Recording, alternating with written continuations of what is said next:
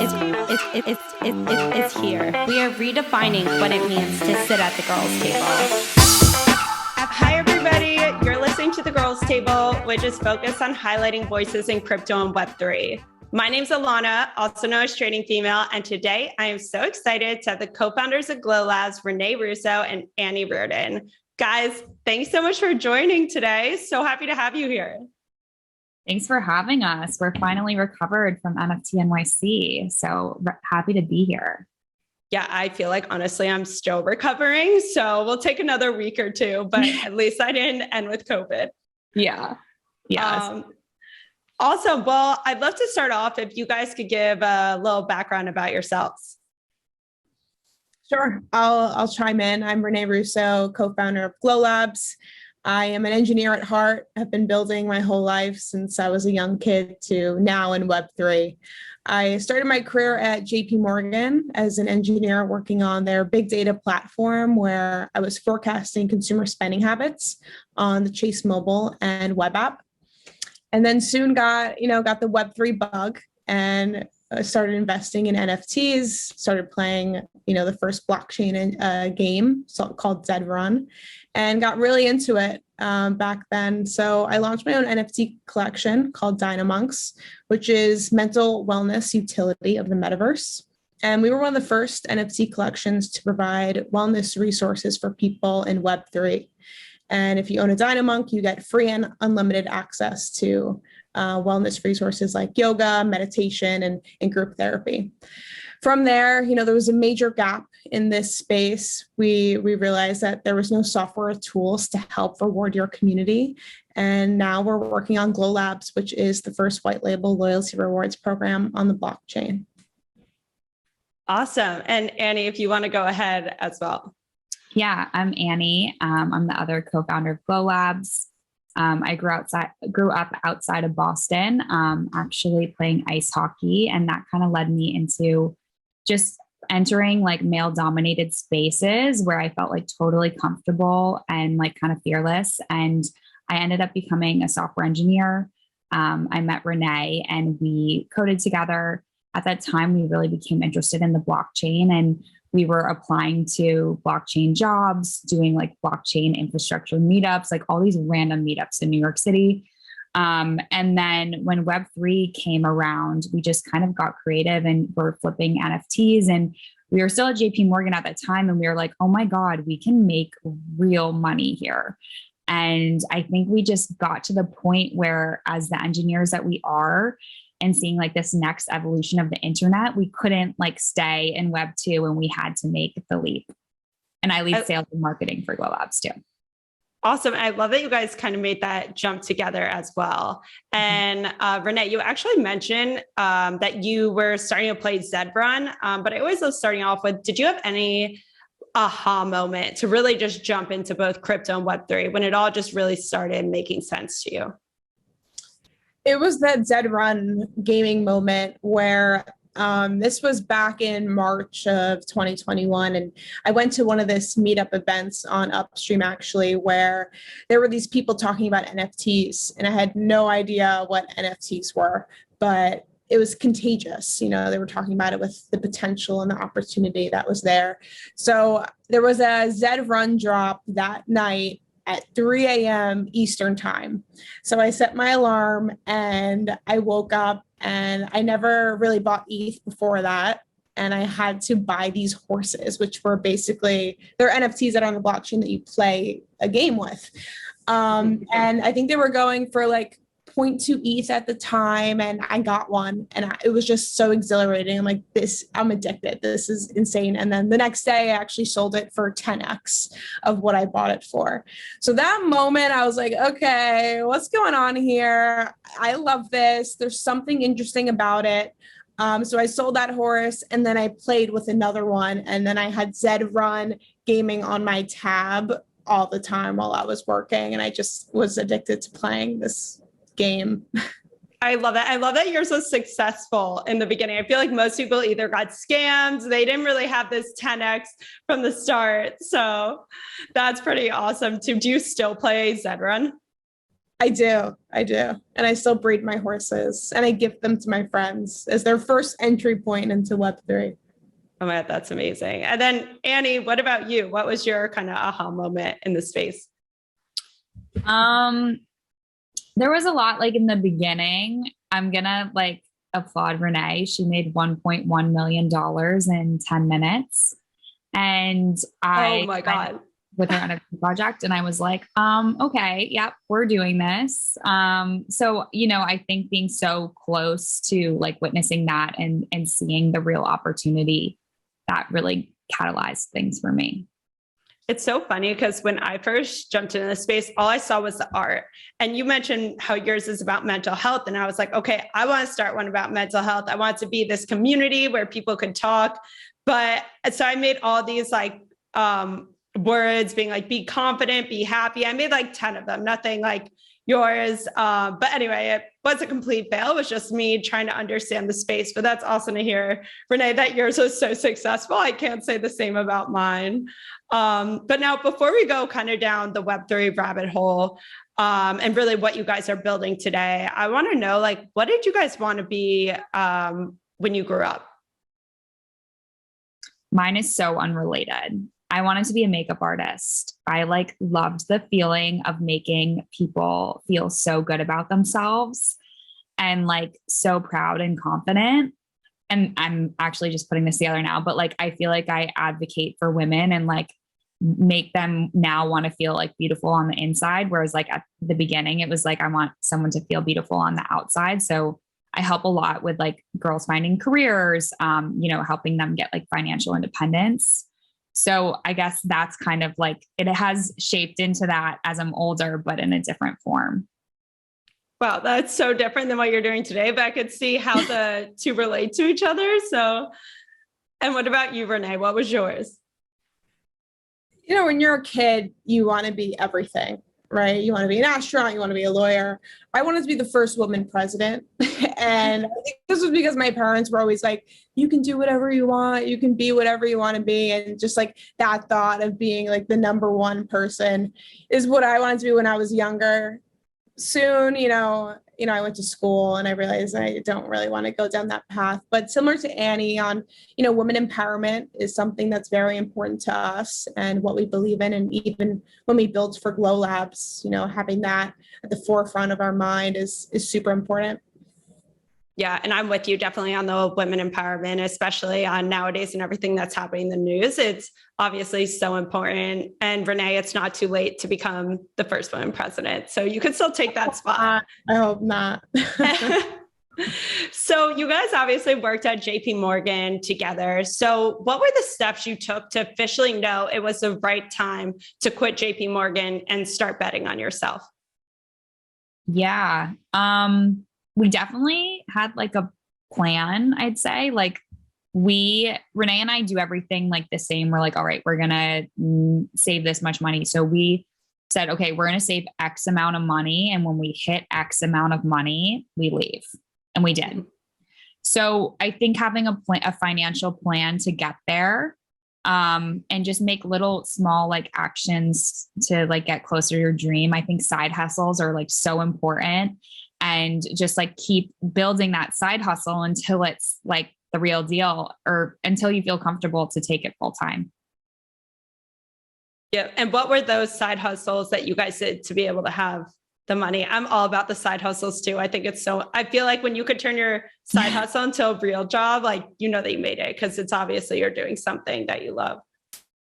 Yeah. We were flipping NFTs. We were just getting in the space.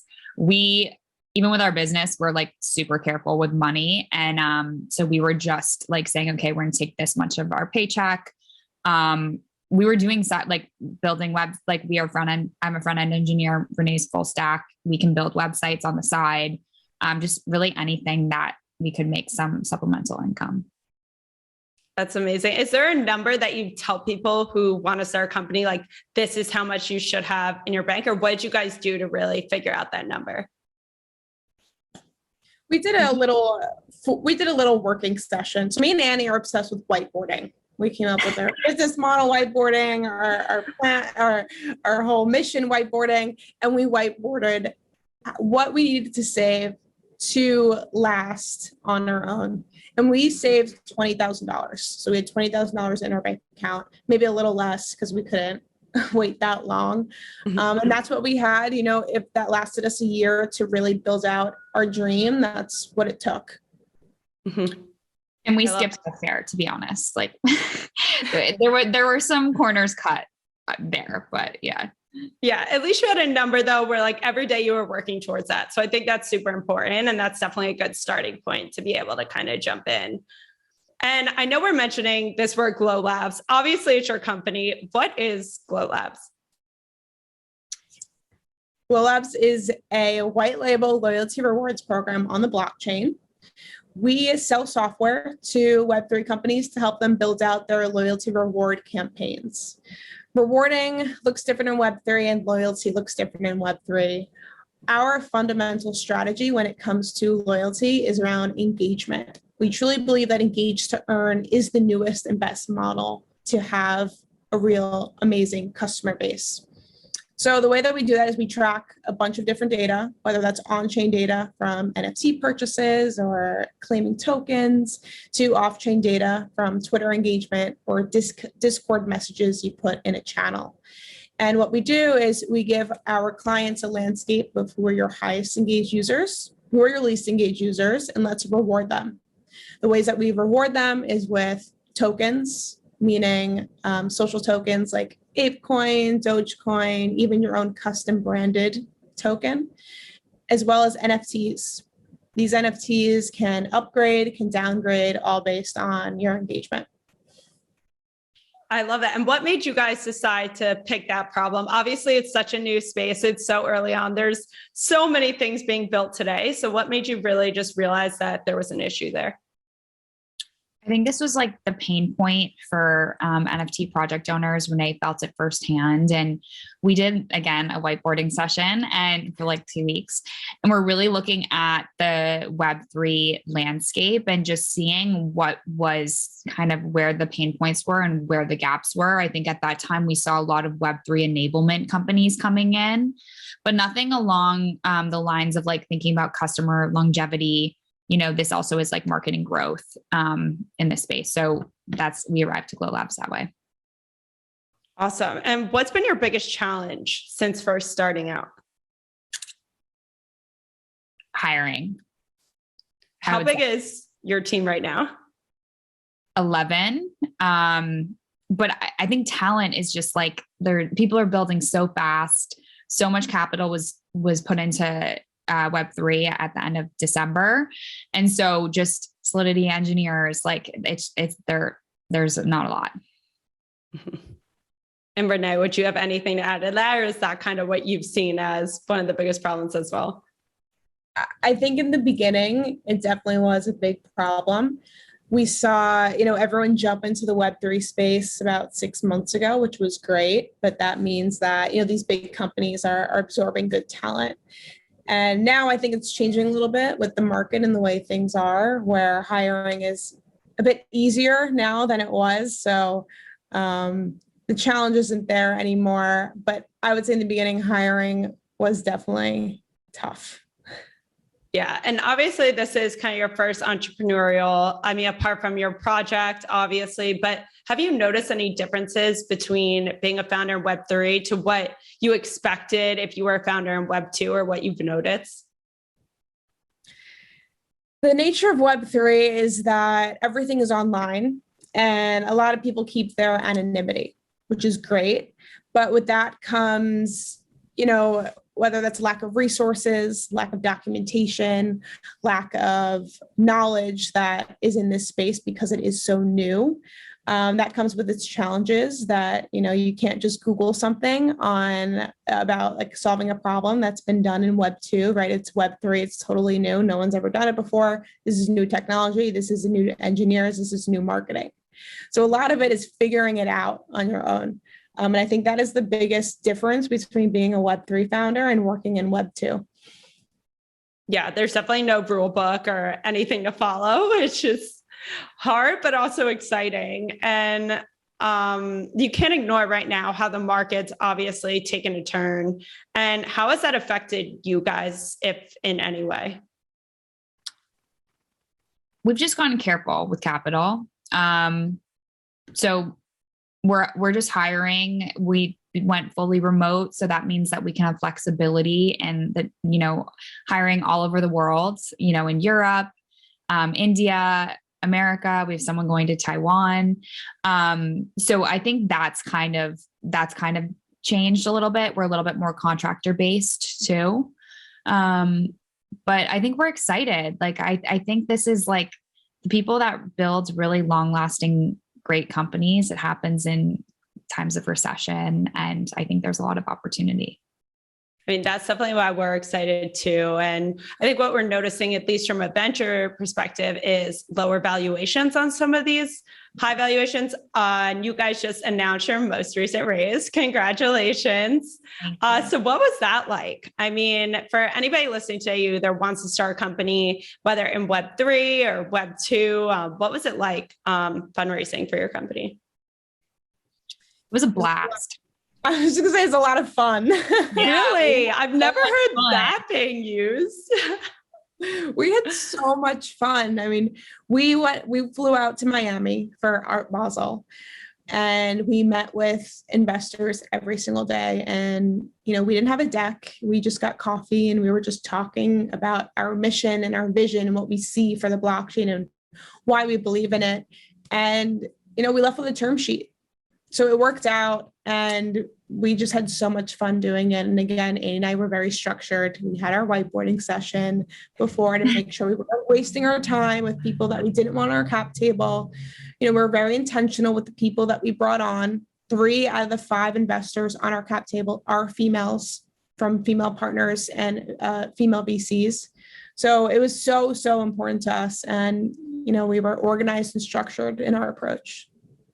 Yeah. And I think it's amazing to see that obviously there's not enough women in this space, nonetheless, women building in this space, nonetheless, women getting VC money in this space. So where do you see that really gender gap and why do you think that is?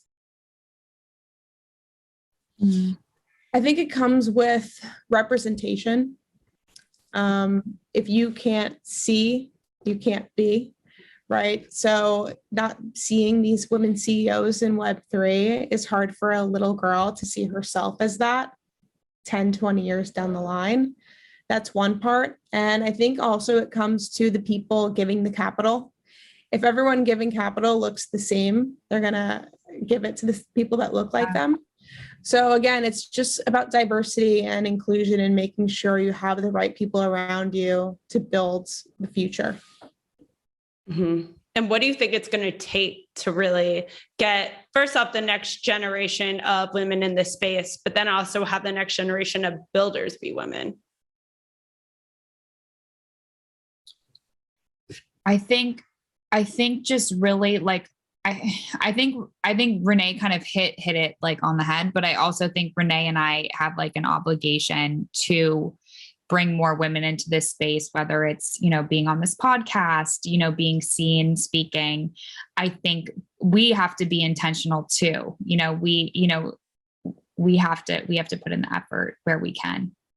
Mm-hmm. Yeah, I agree. And I can't wait for the day where it's an even split, both women in the space, men, the builders. So I think we have a long way to go. But I love what you guys are building. And obviously the Web3 space is always going. Like there's so much noise. There's so much going on. I think we were just talking before we started recording about how crazy it's been since NFT New York City. So how do you guys really find a work-life balance as a founder? We're really good at disconnecting on the weekends. Our Slack isn't going off on the weekends and we take that time to really reset and recharge for Monday morning. Yeah, we're piloting this thing next week. We're doing 1 week off after every quarter, no Slack channels, no emails, everyone's off. It's kind of like a mental health / vacation break. And so we're piloting that, seeing how it goes, but we definitely do put like mental health first. I think Renee and I, like as humans, we like set boundaries, we prioritize, we have a routine.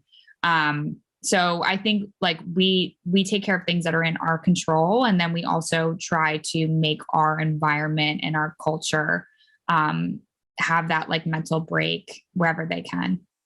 I need to talk to Drew about that 1 week after every quarter.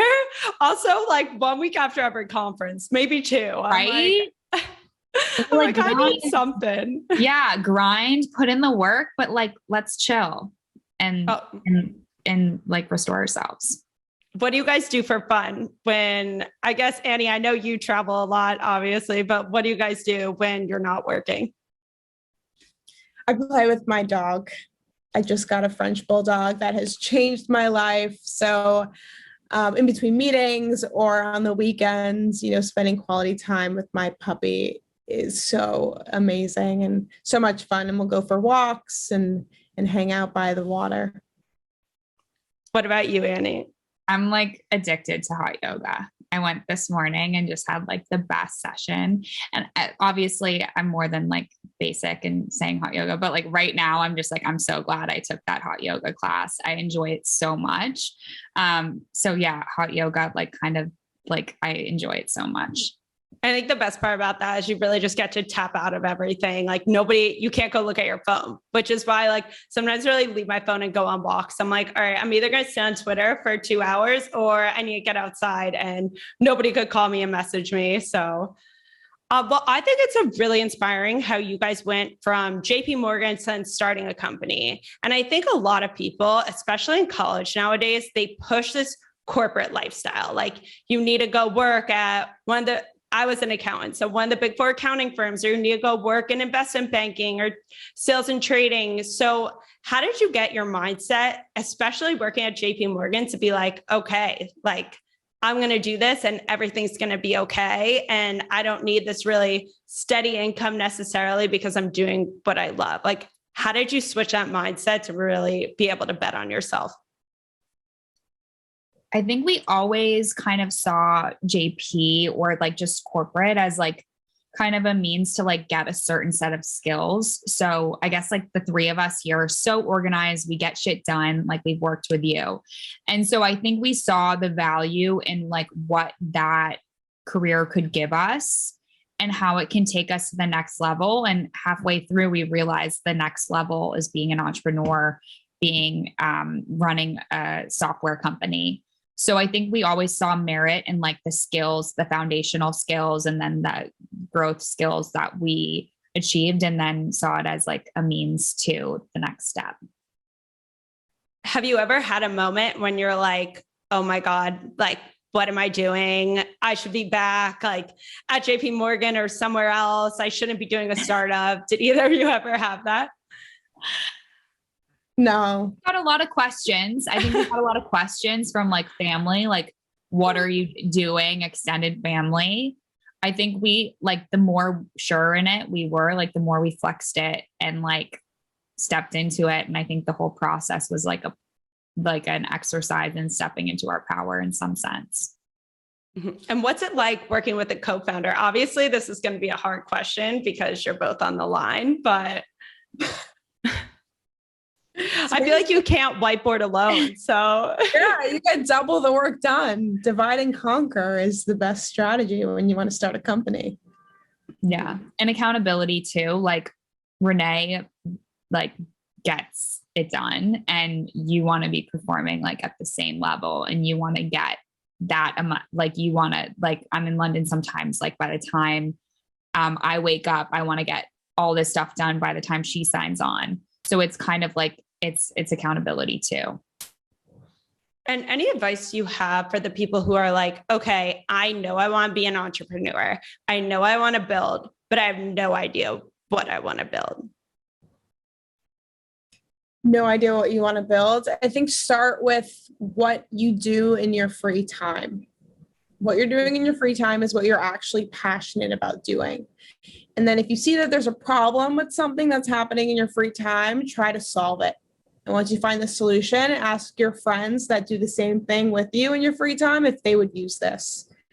So by starting with that, I think is the best motto. And again, just doing it and getting it done and figuring it out is better than thinking, what if, what do I do? What do I do now? What do I do next? I love that because I think even my parents called me out and I was really like on Twitter Spaces all the time. I was investing in startups on the side, and I was like, okay. And now I really do all that. I do my podcast, I do Twitter Spaces, and I get to invest in startups as a VC. So I think that advice is amazing. And I think it's really just like being in tune with yourself, and it's being like, okay, how do you get paid for your hobbies, and what do you really like doing with your time? Annie, do you have anything kind of to add to that too, that you did? I think that works. I think there's like a lot of like online things where you can kind of like, once you get to the point where you're like, oh, I kind of like this, like Renee and I did this amazing accelerator called Day One. They're backed by Gary Vee, and it's really just about thinking about the next, group of builders and how to cater to that cohort of people. So I think those are really good entry points. I love that. And what helped early on in your career to really start Glow Labs? Like, obviously you guys were both engineers at JP Morgan. Were there any other skills that you acquired that has helped you now be a founder? Networking is huge. Surrounding yourself with the smartest people in the room helped us get to where we are. When we first started, we had a certain amount of people that we pulled in and asked questions to that were either a step ahead of us or 2 steps ahead of us and brought us to their level. Now at the level that we're at now, we're looking for other people that are 2-3 steps ahead of us. So I think just keep surrounding yourself with people that are ahead of you that you want to be like is the best way to go about it. Mm-hmm. And what is your guys' plans in the long term for Glow Labs? What's next? We are the go-to loyalty rewards program on the blockchain. So if anyone out there listening wants to reward their community or wants to track their engagement, whether it's your personal Twitter or business Twitter or personal Discord, business Discord, whatever it might be, we're that no-code solution for you. We're one of the first loyalty rewards programs where you can truly own your loyalty. And owning your loyalty means that you can use it for yourself, you can lend it to a friend, or you could trade it for profit. Mm-hmm. And can I ask what customers, whether it's influencers or projects that you've had utilize your software today? Yeah, the ones we can share are like a big ones, Subducts. We just launched with Barbie is like a Web2 company that we just signed with.